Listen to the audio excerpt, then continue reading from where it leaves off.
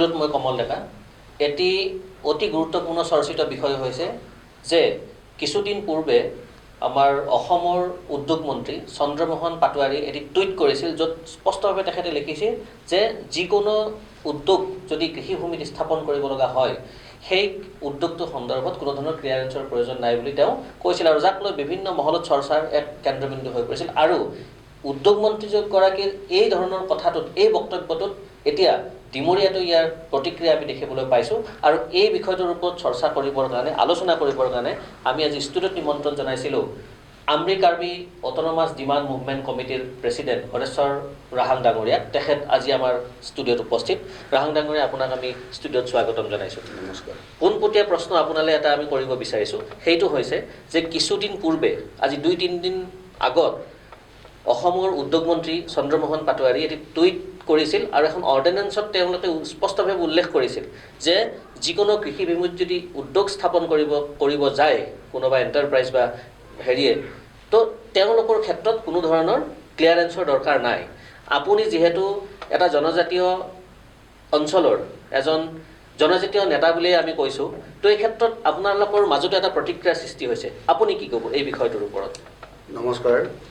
এই ক্ষেত্ৰত আমি বহুদিনৰ আগতে আমি প্ৰেছ মিট এটা দিয়াৰ এটা ঘোষণা কৰিছিলোঁ, কিন্তু হঠাৎ লকডাউন কণ্টিনিউ হৈ থকাৰ কাৰণে আমি এই প্ৰেছ মিটটো দিব পৰা নাছিলোঁ। মই ধন্যবাদ দিছোঁ আপোনালোকৰ চেনেলসমূহ কৰ্মকৰ্তাক এই সুযোগ দিয়াৰ কাৰণে। স্পেচিয়েলি আমাৰ অসমৰ উদ্যোগ মন্ত্ৰী চন্দ্ৰমোহন পাটোৱাৰীদেৱে যি ধৰণৰ প্ৰতিক্ৰিয়া বা টুইট কৰিছে, এই ক্ষেত্ৰত আমৰি Karbi autonomous demand movement committee বুলিও নহয়, সমগ্ৰ ডিমৰীয়াৰ বিভিন্ন জাতি জনগোষ্ঠী সকলোৱে জাঙুৰ খাই উঠিছে যে কেতিয়া লকডাউন খুলিব। আৰু এই ক্ষেত্ৰত আমৰি কাৰ্বি অট'নমাছ ডিমাণ্ড মুভমেণ্ট কমিটিয়ে সম্পূৰ্ণ বিৰোধিতা কৰিছোঁ আৰু কৰি যাম। আমি মাত্ৰ চাই আছোঁ লকডাউন কেতিয়া খুলিব। আমি Amri Karbi autonomous demand movement কমিটিয়ে এইটো কথা আমি চিন্তা কৰিছোঁ, যেতিয়ালৈকে এই টুইটটো উঠাই ল'ব নোৱাৰে, যেতিয়ালৈকে কেবিনেটত যিটো 29 জুন তাৰিখে যিটো কেবিনেট সিদ্ধান্ত লৈছিল, এইটো হঠকাৰী সিদ্ধান্তত যেতিয়া তেওঁলোকে উঠাই নল'ব, তেতিয়ালৈকে অবিৰতভাৱে Amri Karbi autonomous demand movement কমিটিয়ে কণ্টিনিউৱাছলি আমি তাৰ মুভমেণ্ট গণতান্ত্ৰিকভাৱে আমি মুভমেণ্ট কৰিম, যেতিয়ালৈকে এই হঠকাৰী সিদ্ধান্ত উঠাই লোৱা নাযাব। আমি দেখিবলৈ পাইছোঁ ডিমৰীয়াত বিভিন্ন ধৰণৰ উদ্যোগ প্ৰতিষ্ঠান এতিয়া গঢ় লৈ উঠিছে, আৰু য'ত আমি খাটি খোৱা মানুহৰ যিখিনি ভূমি বা যিখিনি জনজাতীয় আৱেষ্টনীৰ ভূমি, সেই ভূমিসমূহতো তেওঁলোকে কৃষিভূমিসমূহত উদ্যোগ স্থাপন কৰি চলে কৌশলে আশে প্ৰকাৰে তেওঁলোকে এনেধৰণৰ উদ্যোগ স্থাপন কৰি খাটি খোৱা মানুহখিনিক মেনেজ কৰি, আমি শব্দটো লগাব লগা হৈছে, মেনেজ কৰি তেওঁলোকে উদ্যোগ স্থাপন কৰিছে। আকৌ যদি এই আইনখন আহে, তেতিয়াহ'লে ডিমৰীয়াত কেনেধৰণৰ প্ৰভাৱ পৰিব, কি ক'ব আপুনি? 100% এইটো প্ৰভাৱ পৰিব। এতিয়া চাওক, তেওঁলোকে সত্তাত কি ধৰণৰ আহিছে। মই এটা উদাহৰণ দিছোঁ। আফ্ৰিকাত শ্বেতাংগং বহিৰাগতসকলে যেতিয়া আফ্ৰিকালৈকে আহিছিলে, এটা টিকটকত এই বস্তুটো ওলাইছিলে, প্ৰথমতে তেওঁলোকে বাইবেল হাতত লৈ পেলাই আহিছিল। তেতিয়া আফ্ৰিকাৰ সেই জনজাতীয়সকলে কেৱল তেওঁলোকৰ সম্পত্তি হিচাপে মাত্ৰ কৃষিভূমি আছে। তেওঁলোকে কি কৰিলে যে বাইবেলৰ বদলি গৈ গৈ লাষ্টত তেওঁলোকে এটা কাম কৰিলে, কি মাটি অধিগ্ৰহণৰ ক্ষেত্ৰত তেওঁলোকে অগ্ৰাধিকাৰ দি লাষ্টত তেওঁলোকে গোটেই আমাৰ জনগোষ্ঠীয়, য'ত নেকি আফ্ৰিকাৰ জনগোষ্ঠীয় লোকসকলক গোটেই নিষেধ কৰি পেলাইছে। ঠিক তেনেকৈ আমাৰ অসমৰ বৰ্তমান বিজেপি চৰকাৰ কোন নাই, যিসকল এসময়ত তেওঁলোকে কৈছিল যে খিলঞ্জীয় জাতি মাটি ভীতি ৰক্ষাৰ কাৰণে তেওঁলোকে শ্লোগান দি দি এটা ব্ৰহ্মাস্ত্ৰ তৈয়াৰ কৰি পেলাই তেওঁলোকে সত্তাত আহিছিল। আৰু তেওঁলোকে এই বস্তুটো অসম গোটেই জনসাধাৰণকে ময়মান কৰি পেলাইছিল, য'ত মানে 90% ৰাইজে তেওঁলোকক ভোট দি পেলাই সত্তাত আনিছিল। আৰু তেওঁলোকে খিলঞ্জীয় মাটি ভূমি ৰক্ষা কৰিম বুলি পেলাই আহিছিল, আৰু ৰাইজে তাৰ স্বতঃস্ফূৰ্তভাৱে তাৰ উত্তৰটো দিছিল যে হয়, আমি সেইসকল গ্ৰুপত আমি সহায় কৰিব লাগে। কিন্তু এতিয়া যিসকল সত্তাত আছে, সৰ্বানন্দ সোণোৱালৰ পৰা আৰম্ভ কৰি হেমন্ত বিশ্ব শৰ্মাৰ পৰা আৰম্ভ কৰি অতুল বৰা, ফণীভূষণ চৌধুৰী, চন্দ্ৰমোহন পাটোৱাৰী, সেই সময়ত তেওঁলোকে কৈছে, সেই সময়ত আপোনাৰ চাব দেই 21 ডিচেম্বৰ তাৰিখে 1919 চনত তেওঁলোকে 21 তাৰিখে তেওঁলোকে কেবিনেটত পাছ কৰিছিল। সেই সময়ত অসমত কা বিৰোধী আন্দোলন চলি আছিল। তেতিয়া হেমন্ত বিশ্ব শৰ্মা চতুৰালি কৰি পেলাই কৈছিল কি যে অসমত খিলঞ্জীয়া মাটিৰ অধিকাৰ সম্পূৰ্ণভাৱে ন্যস্ত থাকিব। কিন্তু আজি 29 তাৰিখে তেওঁলোকে কেবিনেট সিদ্ধান্ত ল'লে যে অসমৰ সকলো ক্ষেত্ৰত কৃষিভূমিয়ে হওক বা বনভূমিয়ে হওক, যি ক্ষেত্ৰতে নহওক, তেওঁলোকে বিনা চৰ্তে কোনো চাৰ্কল অফিচাৰ অবিহনেও তেওঁলোকে ইণ্ডাষ্ট্ৰী খুলিব পাৰিব। যিটো টুইট অতি দুৰ্ভাগ্যজনক।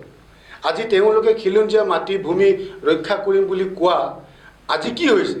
তেওঁলোকৰ যি 21 তাৰিখৰ যিটো সিদ্ধান্ত লৈছিল কেবিনেটত, এইটো সম্পূৰ্ণ তাৰ বিপৰীত প্ৰতিচ্ছবি আজি সৰ্বসাধাৰণ ৰাইজে দেখিছে।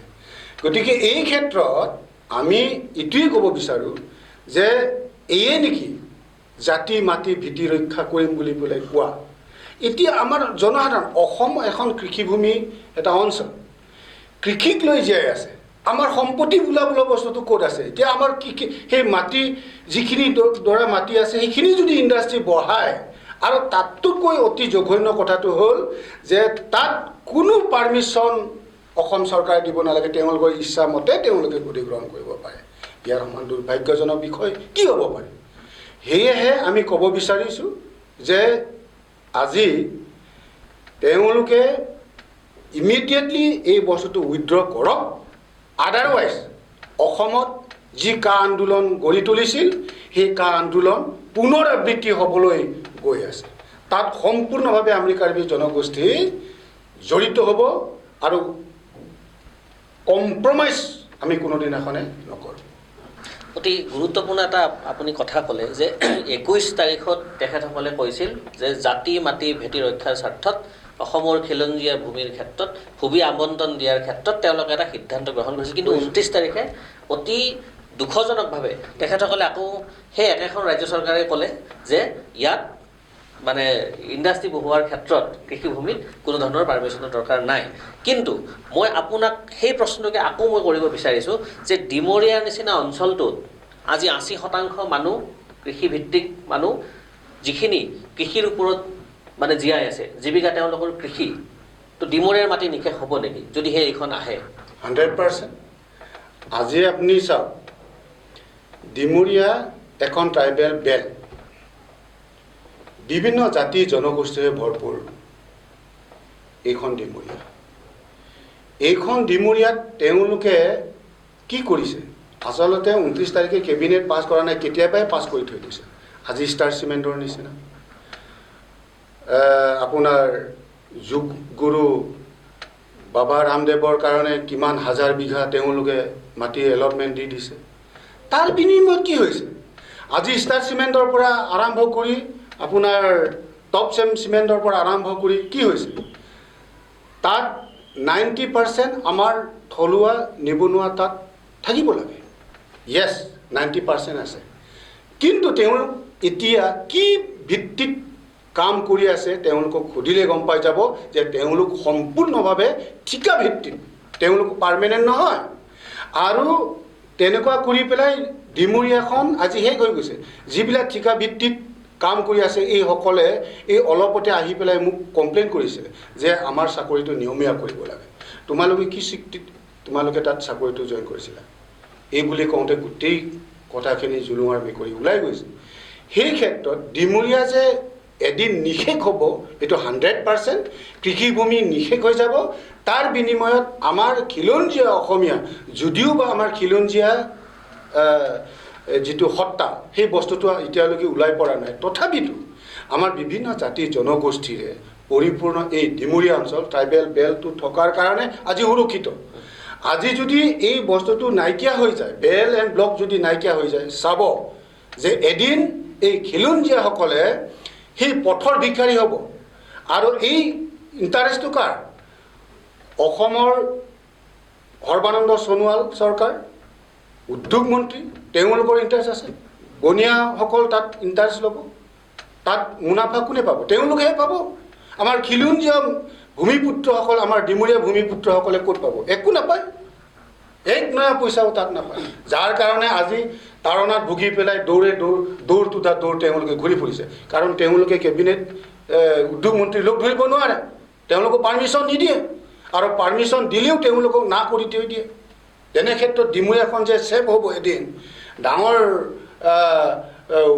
উন্নয়ন পথত আগবাঢ়িব এইটো মিছা কথা এটা প্ৰশ্ন মই আপোনাক কৰিব বিচাৰিছোঁ যে ডিমৰীয়া এটা জনজাতীয় অধ্যুষিত এৰিয়া য'ত ট্ৰাইবেল বেল্ট ব্লক বুলি আমি কওঁ আৰু য'ত মাটি কিনা বেচা কৰিব নোৱাৰে কিন্তু দেখিবলৈ পাইছোঁ কিছুমান ইণ্ডাষ্ট্ৰী ইয়াত আহি কিছুমান উদ্যোগী ইয়াত আহি তেখেতসকলে উদ্যোগ স্থাপন কৰিছে তো এইটো কেনেধৰণে পাৰিলে তেওঁলোকে এইটো উদ্যোগ মন্ত্ৰী থাকিব লাগিব অসমৰ কেবিনেট পৰ্যায়ৰ মানুহ তাত থাকিব লাগিব মেনেজ কৰি থৈ দিছে ষ্টাৰ চিমেণ্টত আমাৰ খিলঞ্জীয়া মানুহে কিমান গুলি খাইছে কিমান মাৰপিট কৰিছে তাৰ ব্যৱস্থা তাৰ অৱস্থা বুজ ল'বৰ কাৰণে অসম চৰকাৰৰ কোনজন কেবিনেট মিনিষ্টাৰ MLA আহি পেলাই খবৰ লৈছিলে আজি তেনেকুৱাই নেকি খিলঞ্জীয়া ভূমিপুত্ৰ অসমীয়াসকল তেনেকুৱাহে এইটোৱে পাবৰ কাৰণে তেওঁলোকক সত্তাত দিয়া হৈছিলে নেকি এইটোতো হ'ব নোৱাৰে যে প্ৰকৃত অসমীয়া যদি হয় তেওঁলোক যদি প্ৰকৃত অসমীয়া হয় তেতিয়াহ'লে খিলঞ্জীয়া অসমীয়াসকলক সেই জাতিক বচাবৰ কাৰণে যেটো জাতি মাটি ভীতি ৰক্ষা কৰিম বুলি পেলাই যি সত্তাত আহিছিলে সেই বস্তুটো তেওঁলোকে আহিব লাগিব আৰু এতিয়া আপোনালোকে জানে যে আমাৰ অসমৰ গোটেই খিলঞ্জীয়া মানুহে জানে যে অসমৰ যিটো অসম ছাত্ৰ সন্থাৰ যিটো 6 দফা সেই 6 দফাত কি লিখা আছে সেই 6 দফাৰ মতে আমাৰ খিলঞ্জীয়া মাটি অধিকাৰখিনি পাব কিন্তু 6 দফাটো ইমপ্লিমেণ্ট কৰিলে নেকি আজিলৈকে ইমপ্লিমেণ্ট কৰা নাই ইয়াৰ কাৰণটো হ'ল তেওঁলোকৰ মুনাফা নাপাব ইমপ্লিমেণ্টেশ্যন হ'লে তেওঁলোকে মুনাফা নাপাব তাৰ কাৰণে তেওঁলোকে এই পৰিঘটনাবিলাক কৰি আছে এই যিটো 6 দফাটো তেওঁলোকে জলাঞ্জলি কৰি পেলাই কৰিছে অথচ সেই চুক্তিত স্বাক্ষৰকাৰীসকল তেওঁলোক আছিলে এটা বস্তু আপোনাক মই আকৌ এটা প্ৰশ্ন মই কৰিব বিচাৰিছোঁ সেইটো হৈছে যে ভূমি আবণ্টন সন্দৰ্ভত এটা ঢৌ মাজত সৃষ্টি হ'ল আৰু ডিমৰীয়াত এনেকুৱা কিছুমান ঠাই আছে য'ত এতিয়ালৈকে ছাৰ্ভে হোৱা নাই তো সেই মানুহখিনি তাত যিখিনি বছৰ ধৰি আজি 50 বছৰ ধৰি মানুহ তাত বসবাস কৰি আহিছে সেই মানুহখিনিৰ ভূমি সংৰক্ষণ কেনেধৰণে হ'ব যদি এই ক্ষেত্ৰত আপোনালোকেও বহুত ক্ষেত্ৰত মাত মাতি আহিছিল তো এতিয়াৰ স্থিতিটো কি হ'ব এতিয়া নাই এতিয়া যিটো আইন প্ৰণয়ন কৰিছে সেই আইনৰ মতে যিবিলাক এৰিয়া বিশেষ কৰি আমাৰ আপাৰ আমেৰি এৰিয়া মই তাৰ উদাহৰণে দিওঁ আপাৰ আমেৰি এৰিয়াত এতিয়ালৈকে মেপত সন্নিৱিষ্ট হোৱাই নাই ইমান দুৰ্ভাগ্যজনক যাৰ কাৰণে আমি বিভিন্ন সময়ত বিভাগীয় কৰ্তৃপক্ষ বিভাগীয় মন্ত্ৰী MLA আমি স্থানীয় বিধায়কৰ পৰা আৰম্ভ কৰি বিভিন্ন সময়ত আমি তেওঁলোকক দৃষ্টিগোচৰ কৰাইছিলোঁ কিন্তু তেওঁলোক নিমাত অলৰচৰ তেওঁলোক সদায় নীলা শিয়ালৰ নিলাজ নিচিনা কাম কৰি যাৰ কাৰণে আজি সেই অঞ্চলৰ মানুহখিনি কি হ'ব ৰিফিউজি হ'ব তেওঁলোক বহিৰাগত কৰি পেলাই তেওঁলোকক ভাড়াঘৰত থাকিব লাগিব ভূমিপুত্ৰ হৈ পেলাই তেওঁলোক ভূমিহীন হ'ব ইয়াৰ সমান দুৰ্ভাগ্যজনক বিষয় আৰু কি হ'ব পাৰে তাৰ কাৰণে আজি ৰাইজ স্বতঃস্ফূৰ্তভাৱে ওলাই আহিবলৈ বিচাৰি আছে আজি মাত্ৰ লকডাউনটোৰ কাৰণে বাট চাই থাকিব এটা বস্তু এনেকুৱা এটা দিশত গতি কৰিছে নেকি যে যিখিনি ছাৰ্ভে হোৱা নাই বা যিখিনি ছাৰ্ভেত যিখিনি হোৱা নাই আপোনাৰ অঞ্চল সেই অঞ্চলখিনিত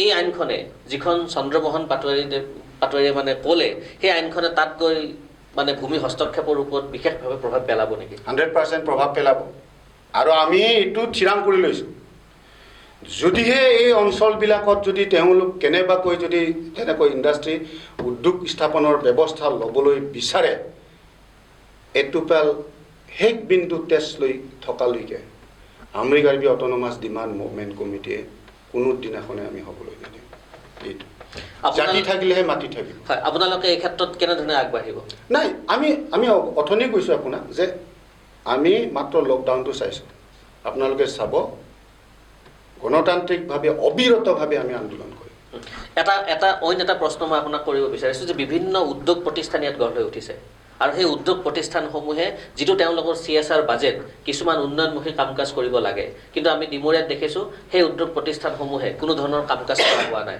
তো যদি এই ভূমি নীতিটো আহে, আকৌ যদি উদ্যোগ আমাৰ ওপৰত জাপি দিয়ে, আমাৰ উন্নয়ন কেনেধৰণে হ'ব? কি হ'ব? সম্পূৰ্ণভাৱে আজি ডাইৰেক্টলি ব্লেকমেইলিং কৰিছে।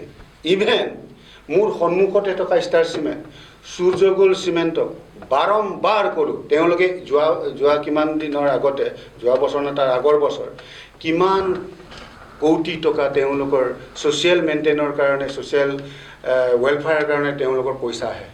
সেই পইচাখিনি ক'ত ইমপ্লিমেণ্ট হৈছে আজি মোক কওক। ষ্টাৰ চিমেণ্টৰ আশে পাশে অঞ্চলবিলাকক ষ্ট্ৰীট লাইট দিব লাগে, ক'ত হৈছে? ৰাস্তা ঘাটৰ পৰা আৰম্ভ কৰি তেওঁলোক কি মেৰামতি কৰিছে? আপোনালোকে এই ৰাস্তাইদি অহা যোৱা কৰে, গম পায়। তে আকৌ ইণ্ডাষ্ট্ৰী আহি যে আমাৰ এই অঞ্চল যে ডেভেলপমেণ্ট হ'ব, এইটো খুব ঘোগাত মিছা কথা। বৰ্তমানৰ বিধায়ক যিজন আছে অতুল বৰা, তেওঁৰ স্থিতি কি এই ক্ষেত্ৰত? তেওঁৰ স্থিতিত নহয় কি নহয়, এই ভোটখিনি পাব লাগে, গাদীত থাকিব লাগে, পাৱাৰখিনি পাব লাগে, কিন্তু যিসকল ৰাইজে স্বতঃস্ফূৰ্তভাৱে মাৰ কিল খাই, গালি শুকুনি খাই ভোট দিবলৈ গৈছে, ভোট ভিক্ষা মাগিবলৈ গৈছে, সেইসকলৰ কাৰণে তেওঁলোকৰ চিন্তা কৰাৰ সময় আছে নেকি? নাই। আজিলৈকে পদাৰ্পণ কৰা, আজিলৈকে এটা মন্তব্য আগবঢ়া নাই। তাৰ পৰা কি, ইয়াৰ পৰা কি আশা কৰিব পাৰে? মিছা কথা। আপোনালোকে এটা সময়ত ভোট বৰ্জনৰ সিদ্ধান্তও লৈছিল আগৰ বিধানসভা নিৰ্বাচনত, যাৰ কাৰণে অকণ বৰাই আমি যদি চাওঁ আমৰিকাৰ্বি জনগোষ্ঠীটোৰ মানুহখিনিক লৈও তেওঁলোকে মানে এটা বিশেষ শংকিত হৈ মেলি, আৰু আমি যদি চাব যাওঁ পৰাজয় বৰণৰ কিন্তু ক্ষেত্ৰত জনজাতীয় মানুহখিনিৰ ভোট নিদিয়াটোৱে এটা কাৰণো আছিল সেই সময়ত। গতিকে এইজন বিধায়কৰ ক্ষেত্ৰত কেনেধৰণে ব্যৱস্থা ল'ব আপোনাৰ, যিহেতু মাতেই মাতা নাই তেওঁ? এইটো কথাটো, তাৰ উত্তৰটো আপোনালোকে অলৰেডি পালে। আমৰিকাৰ্বিয়ে যেতিয়া আমাৰ জনগোষ্ঠীটোৰ জনজাতিকৰণৰ কাৰণে দিল্লীত আমি যেতিয়া মাত মাতিছিলোঁ, আন্দোলন কৰিবলৈ গৈছিলোঁ, সেই সময়তো এটা শব্দও ব্যৱহাৰ কৰা নাই। তাৰ কাৰণে জাঙুৰ খাই পেলাই আমৰিকাৰ্বি ৰাইজে ডিচিশ্যন ল'লে যে এইজন নিষ্কৰ্মা এজন বিধায়কক আমি এবাৰ ভোট বৰ্জন কৰিব লাগিব। তাৰ পৰিণতি কি হ'ল? অকণ বৰা হাৰি থাকিলে।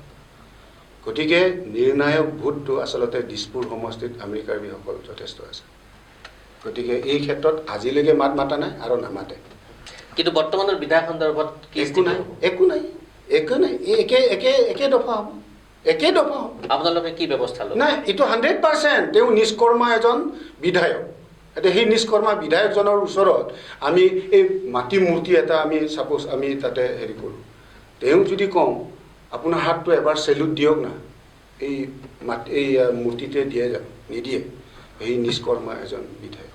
কিন্তু এতিয়া যিটো ভূমি নীতি কৰিছে বা উদ্যোগৰ ক্ষেত্ৰত যিটো ব্যৱস্থা লৈছে, বিধায়কজনেওতো মাত মাতা দেখা নাই। এটা শব্দও মাত মাতা নাই। আপোনালোকে ৰাজহুৱাভাৱে কিবা যোগাযোগ ৰাখিব নেকি তেওঁলোকক? আমি যোগাযোগ ৰখা বুলিও নহয়, আজিৰ ঘটনা নহয়। আমি যেতিয়া 1979ৰ পৰা not only Atul Bora, not only অকণ বৰা, অসমৰ প্ৰান্তে প্ৰান্তে যেনে আমৰিকাৰ্বি জনগোষ্ঠীটোৱে কি সমস্যাত ভুগি আছে, তেনে ক্ষেত্ৰত আৰু তেওঁলোকক পুনৰ দোহাৰিব লাগে, যে তেওঁলোকক পুনৰ আঙুৰাই দিব লাগে, এইটো মই মোৰ বোধেৰে আৰু আমৰিকাৰ্বি ৰাইজে এইটো কোনোদিনাখনে পোহকতা নকৰে। আপোনালোকে শেষ প্ৰশ্ন মই সুধিব বিচাৰিছোঁ, সেই প্ৰশ্নটো হৈছে এতিয়াৰ যিখিনি উদ্যোগ, মই বাৰে বাৰে কৈছোঁ, এতিয়াৰ যিখিনি উদ্যোগ আছে, প্ৰদূষিত উদ্যোগ আছে, উদ্যোগখিনি সন্দৰ্ভত আপোনালোকৰ পৰৱৰ্তী ষ্টেপ কি হ'ব? এতিয়া চাওক, যিখিনি এতিয়া উদ্যোগ স্থাপন হ'ল, সেই ক্ষেত্ৰত আমৰিকাৰ্বি সেই সময়ত মই ছাত্ৰ সন্থাৰ প্ৰেছিডেণ্ট আছিলোঁ, সেই সময়ত প্ৰতিটো উদ্যোগ মই তালা লগাবৰ কাৰণে চেষ্টা কৰিছিলোঁ। কিন্তু এই সময়ত প্ৰশাসনৰ যন্ত্ৰই মই যেতিয়া তালা লগাবলৈ যাওঁ, তেওঁলোকে আহি পেলাই ৰাতিৰ ভিতৰতে মেনেজ কৰি তালাবোৰ ভাঙি পেলাই গুচি আহে। বাৰে বাৰে যাওঁ আৰু তালা বন্ধ কৰোঁ আৰু লগে লগে তেওঁলোকে খুলি দিয়ে। আল্টিমেটলি প্ৰশাসন যন্ত্ৰই যদি উদ্যোগপতিৰ লগত যদি থাকে, আমি সাধাৰণ পাব্লিকে কিমানবাৰ কি কৰিব? তথাপিতো আমি হাৰ মানা নাই। আমি অনাগত দিনত যদি এই উদ্যোগসমূহ, য'ত নেকি উদ্যোগ নীতিৰ আধাৰত যিখিনি কাম কৰিবলগীয়া আছে, সেইখিনি কাম যদি নকৰে, তাৰ পৰিণতি ভয়াৱহ হ'ব এইটো 100% খাটাং। এটা প্ৰশ্ন, আপুনি বাৰে বাৰে ষ্টাৰ চিমেণ্ট সন্দৰ্ভত কৈছিলে, যিহেতু আপোনাৰ ওচৰতে ষ্টাৰ চিমেণ্টটো আছে, তো ষ্টাৰ চিমেণ্টলৈ যোৱা পথছোৱা সন্দৰ্ভত আজি ৰাইজে 10টা বছৰ জীয়াতু ভুগি আহিছে, আপুনি কি ক'ব? এই ক্ষেত্ৰত মই ডাইৰেক্টৰক বাৰে বাৰে সেই সময়ত নিবুদিয়া বুলি পেলাই এজন ডাইৰেক্টৰ আছিলে, বাৰে বাৰে মই পিটিশ্যন বুলিও নহয়, গৈ অফিচত গৈ নিজে নমনীয় হৈ পেলাই তেওঁ বাৰে বাৰে মই অনুৰোধ কৰিছোঁ যে এই ৰাস্তাইদি কিমান এটা ৰাজহ চৰকাৰে পায়, কিন্তু এই ৰাস্তাৰ অৱস্থা কি হৈছে। কিন্তু তেওঁলোকে কয়, আমি যেতিয়া যাওঁ তেওঁলোকে নাই আমি ইমিডিয়েটলি কৰি আছোঁ। কিন্তু চাওঁতে আজি 10টা বছৰ আজি ৰাইজে জীয়াতু ভুগিছে।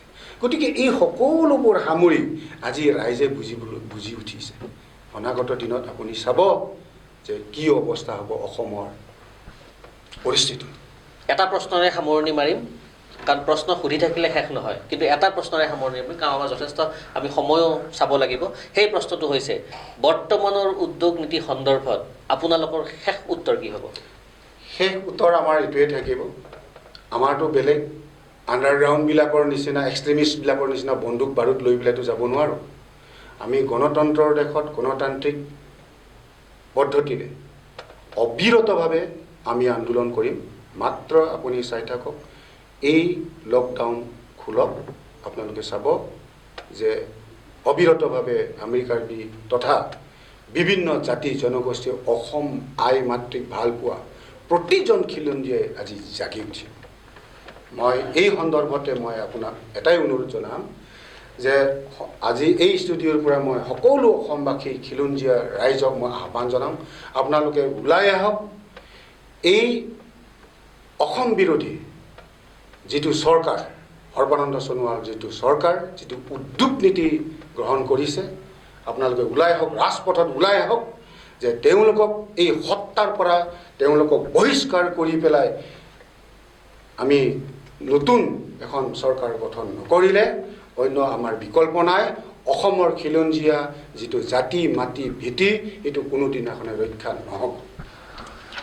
হয়, যথেষ্ট গুৰুত্বপূৰ্ণ কথা তেখেতৰ লগত আমি আজি আলোচনা কৰিলোঁ, আৰু তেখেতৰ এটাই উত্তৰ, শেষ উত্তৰ, যে জনজাতীয় আৱেষ্টনীৰ ভূমি কোনোপধ্যে হস্তান্তৰ কৰা নহ'ব, কোনো উদ্যোগ ইয়াত স্থাপন কৰাৰ কাৰণে দিয়া নহ'ব, আৰু উদ্যোগ মন্ত্ৰীয়ে যি ধৰণে যিখিনি কথা কৈছে যে ইয়াত উদ্যোগ স্থাপনৰ কাৰণে কোনো ধৰণৰ ক্লিয়াৰেন্সৰ দৰকাৰ নাই, NOCৰ দৰকাৰ নাই, সেই কথাটো কোনোপধ্যে আমেৰিকাৰ্পী জনগোষ্ঠীটোৱে তেওঁলোকে নামানে। আৰু তেওঁ অসমবাসীক আহ্বান জনাইছে যে একত্ৰিতভাৱে তেওঁলোক ওলাই আহক, অসমৰ জাতি মাটি ভেটি ৰক্ষা কৰক, য'ত খিলঞ্জীয়াৰ অস্তিত্ব, য'ত অসমীয়াৰ অস্তিত্ব, য'ত জনজাতীয় মানুহখিনিৰ অস্তিত্ব জীয়াই থাকিব। এনেধৰণৰ স্পৰ্শকাতৰ বিষয়লৈ মই পুনৰ আহিম, তেতিয়ালৈ এই কমল ডেকাই ষ্টুডিঅ'ৰ পৰা বিদায় লৈছোঁ। News Nest, we are unstoppable.